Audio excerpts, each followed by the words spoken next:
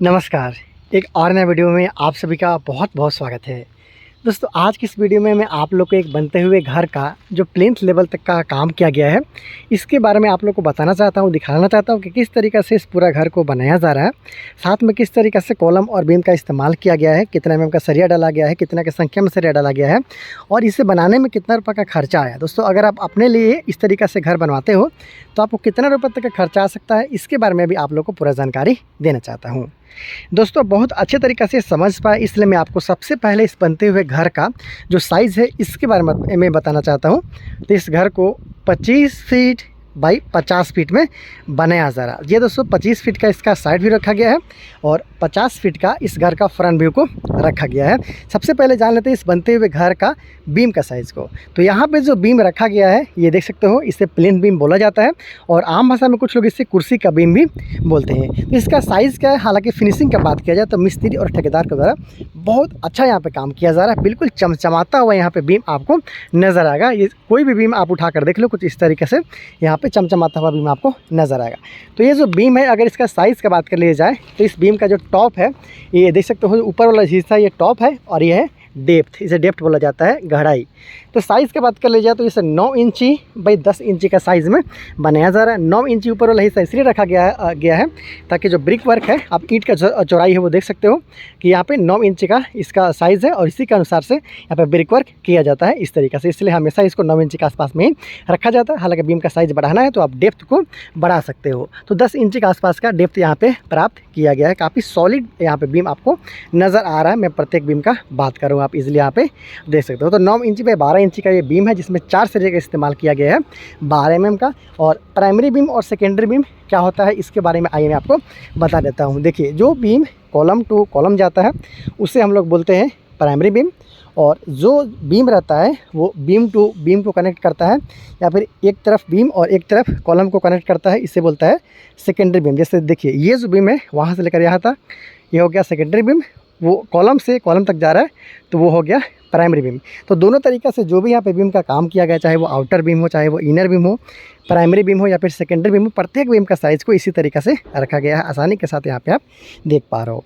दोस्तों, इसके बाद आते हैं इस घर के कॉलम में इसके साथ जो लगा हुआ है सीढ़ी का काम, सीढ़ी में जो सरिया लगा हुआ है उसके बारे में जानते हैं। तो देखिए, यहाँ पे इस घर के लिए सीढ़ी का निर्माण है वो किया जाएगा। लगभग 10 फीट बाई 10.5 फीट के आसपास का साइज़ में सीढ़ी का निर्माण किया जाएगा। इसके लिए बीम से इस तरीके से सरिया को निकाला गया है। 1 2 3 4 5 6 7 8 9 10 11 सरिया को निकाला गया है। लगभग 3 से 3.5 फीट के आसपास का यहाँ पे आपको चौड़ा सीढ़ी देखने को मिलेगा और इस तरीके से बीम से कुछ सरिया निकाला जाएगा। उसके बाद यही सरिया को मोड़ते हुए, ये जो सरिया है इसको मोड़ते हुए पहला फ्लाइट पार्ट, फिर लैंडिंग, उसका बाद सेकंड फ्लाइट पार्ट होते हुए आप घर के छत पे चले जाते हैं। तो इस तरीके से सरिया आप निकलवा सकते हो। तो ये हो गया दोस्तों बीम का काम और सीढ़ी का काम। जो कॉलम है, कॉलम में यहाँ पे देख सकते हो कि 4 सरिया का इस्तेमाल किया गया है, 1 2 3 4 और चारों ये जो आप सरिया देख पा रहे हो ये 16 एमएम का सरिया है। आसानी के साथ आप यहाँ पे देख पा रहे हो, चारों सरिया 16 एमएम का और 8 एमएम का रिंग के साथ यहाँ पे काम किया जा रहा है। तो इस तरीके से अगर आप कॉलम का इस्तेमाल करते हो, हालांकि कॉलम का अगर साइज़ का बात किया जाए तो आइए मैं आपको साइड में दिखा देता हूँ।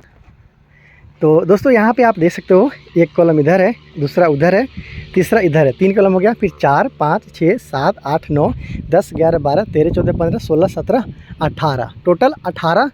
उसके बाद फिर साइड में 2 कॉलम, 20 कॉलम के साथ में इस घर को बनाया जा रहा है और प्रत्येक कॉलम का साइज़ को सेम रखा गया है। मैं आपको एक कॉलम को दिखा देता हूँ ताकि आप लोग को समझने में आसानी हो जाए। कॉर्नर वाला कॉलम आप बहुत अच्छे तरीक़े से समझ सकते हो।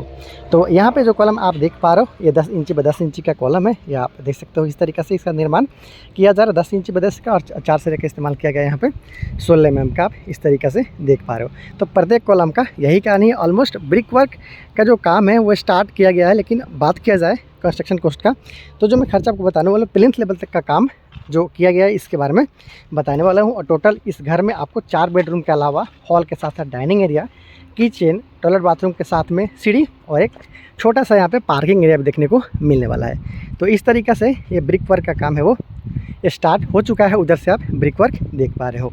तो बात कर ले जाए कि इस तरीक़े से अगर आप अपने घर का काम करवाते हो तो कितना का खर्चा आएगा। उससे पहले एक बात और जान लीजिए कि प्लिंथ हाइट भी बहुत ज़्यादा ज़रूरी रहता है। जो प्लिंथ का हाइट है, जो कुर्सी का हाइट है, जैसे कि मान लीजिए यहाँ पे ग्राउंड के लेवल से लगभग 3.5 फीट के आसपास का हाइट लिया गया है। अगर हाइट कम लेते हो तो फिर आपका थोड़ा खर्चा है वो कम आ जाता है, लेकिन यहाँ पे परफेक्ट हाइट लिया गया है आसानी के साथ। आप यहाँ पे देख पा रहे हो, यहाँ से भी देख सकते हो, यहाँ पे आप इधर से भी देख सकते हो। कभी भी आपका घर का अगल बगल से जो रोड गया हुआ है या फिर जो आपका ज़मीन है, कम से कम 3 से 4 फीट तो आपको ऊंचाई लेना ही चाहिए, ताकि भविष्य में किसी भी तरह का आपको दिक्कत का सामना ना करना पड़े। खर्चा का बात कर लिया जाए तो लगभग 4.5 से 5 लाख के आसपास में खर्चा आ चुका है। याद रहे 50 फीट बाई 25 फीट में ये बनता हुआ घर है, एक बड़ा साइज़ का घर है, जहाँ पे 4 से 5 बेडरूम आप इजीली बना सकते हो।